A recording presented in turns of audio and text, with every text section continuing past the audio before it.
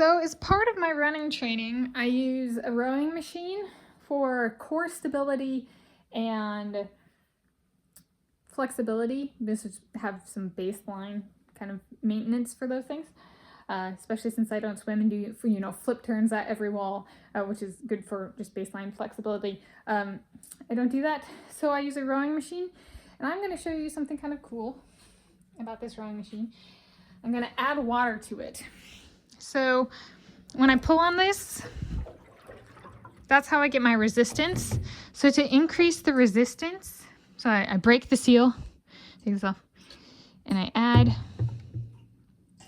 water.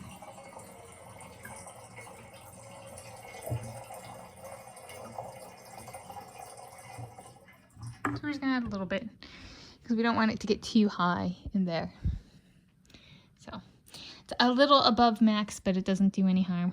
So you can see the different resistance levels.